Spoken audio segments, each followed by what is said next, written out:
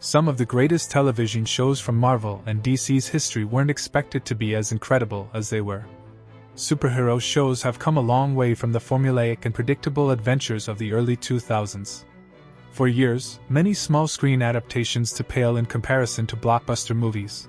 But every so often, a series defied expectations. These shows weren't guaranteed hits. Some were built on niche characters from the DCU's history, others on risky creative visions or bold tonal shifts from the MCU timeline. Yet each one found a way to turn familiar heroes, obscure comics, or spin-offs and turning them into brilliant storytelling triumphs. Whether through satire, heart, or reinvention, these 8 superhero shows became modern classics. Nobody predicted their success, but they didn't just entertain. They redefined what comic book adaptations could achieve on television and changed the superhero genre forever. When James Gunn announced Peacemaker, it was easy to balk at the idea of a The Suicide Squad spin-off starring one of the franchise's least sympathetic characters. John Cena's Peacemaker was a violent, arrogant punchline, not exactly hero material associated with TV superheroes. Indeed, few expected that his solo series would have enough emotional depth to foster an audience. Yet Peacemaker turned out to be a masterclass in redemption storytelling. Gunn balanced absurd humor and ultra-violence with surprising vulnerability, exploring themes of guilt, toxic parenting, and self-acceptance. John Cena's performance gave the character unexpected humanity without losing his comedic edge. With its killer soundtrack, irreverent tone, and heartfelt writing, Peacemaker became a standout superhero show. It proved that sincerity could coexist with satire, and that even the most unlikely antihero could anchor one of the smartest, funniest, and most moving series in the genre. It was so effective that it remained the only real survivor of the DCU reboot. When Netflix announced Daredevil, expectations were low after 2003's disappointing superhero film. Many doubted that a grounded, street-level Marvel hero could carry a long-form prestige drama. Yet the show's gritty realism and moral complexity was absolutely stunning, setting a new gold standard for superhero storytelling. Charlie Cox delivered a layered portrayal of Matt Murdock, a man torn between his faith, morality, and violent crusade. The show's fight choreography, especially the now iconic hallway sequences, redefined TV action.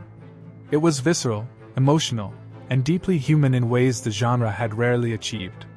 This helped prove that the genre could exist as an adult medium.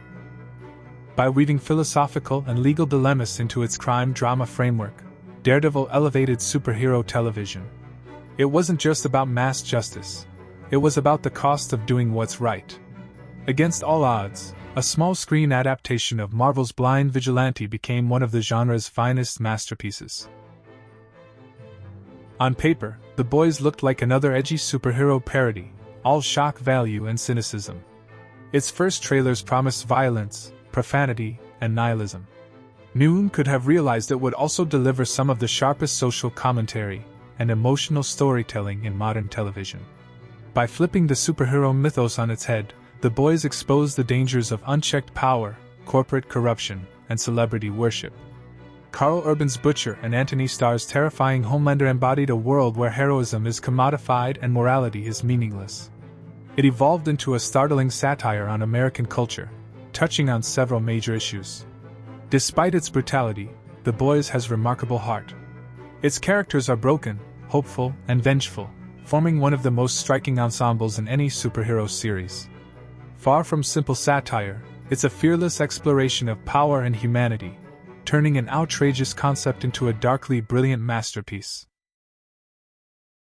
Invincible seemed like just another animated superhero series at first, colorful, familiar, and formulaic. Then the pilot's shocking final minutes changed everything. Suddenly, audiences realized this wasn't a light-hearted adventure, it was a brutally emotional deconstruction of heroism and family. The show's storytelling depth was anchored by Stephen Yeun's Mark Grayson and J.K. Simmons' chilling Omni-Man. It helped redefine what superhero animation could achieve. It combined comic book spectacle with gut-wrenching drama, exploring morality, legacy, and the emotional toll of violence. What began as an under-the-radar Amazon release became a cultural phenomenon. Invincible balanced gruesome realism and heartfelt emotion better than many live-action counterparts. It proved that animated superhero shows could rival, or surpass, the biggest cinematic universes in scope and soul. Based on an obscure comic and starring a dysfunctional group of adoptive siblings, The Umbrella Academy seemed like a risky bet. Its first trailers promised eccentricity and chaos. Few expected the level of emotional nuance and clever storytelling that would define the show. The Umbrella Academy boasted stylish direction, time-traveling plots, and brilliant performances, especially from Robert Sheehan and Aidan Gallagher. It masterfully blended absurdity with sincerity. This turned trauma and family dysfunction into something strangely beautiful, balancing humor and heartbreak with ease. Over time, The Umbrella Academy proved itself a masterclass in character-driven superhero drama. Beneath its quirky exterior lay a story about identity, belonging, and forgiveness. What could have been messy became magnificent, a show that found order and heart in the chaos of superhuman imperfection. When Marvel announced the revival of the timeless X-Men, the animated series, many were thrilled but cautious. It was seriously debated whether X-Men '97 could possibly live up to the 1990s classic, or even resonate with adults who'd grown up watching it. There was a real gamble over whether nostalgia could meet modern expectations. Instead of merely rehashing the past, X-Men '97 evolved its storytelling. It delivered stunning animation, mature themes, and powerful character arcs that aged gracefully alongside its audience. The show honored its roots while tackling issues like grief, prejudice, and legacy with newfound depth. Far from a simple revival, X-Men '97 became a generational triumph. It captured the emotional complexity that made the original beloved while proving superhero animation could still mature with its fans. Against the odds, it aged perfectly, both as a continuation and a bold reimagining of a classic. A Harley Quinn animated series was easy to dismiss as another edgy, over-the-top DC spin-off. The idea of following Joker's ex-girlfriend in a raunchy comedy seemed risky, especially after years of inconsistent Harley portrayals across movies and games. It was also doubted whether a Batman-related show could function while sidelining the Dark Knight himself. Yet Harley Quinn turned out to be an intelligent, hilarious, and surprisingly heartfelt series about empowerment and self-discovery. Its sharp writing and pitch-perfect voice performances, especially Kaylee Cuoco's, made it much more than a parody. It became a character study of chaos, love, and independence. Balancing irreverence with genuine emotional resonance, Harley Quinn changed what adult animation could do with superhero storytelling. What began as a wild concept evolved into one of DC's most consistently excellent shows. It's equal parts funny, feminist, and ferociously original. When Marvel announced WandaVision, few knew what to expect.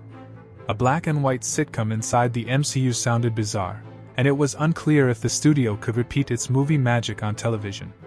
The first 2 episodes left many confused with the sitcom-style aesthetic, until everything changed. What followed was a genre-defying masterpiece blending grief, nostalgia, and surrealism. Elizabeth Olsen delivered a career-defining performance as Wanda Maximoff, turning a story of loss into one of the MCU's most emotionally powerful arcs.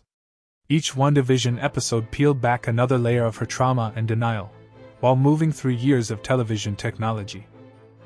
By merging classic TV aesthetics with superhero tragedy, WandaVision proved Marvel's storytelling could thrive on the small screen. What began as an experimental gamble became a cultural event.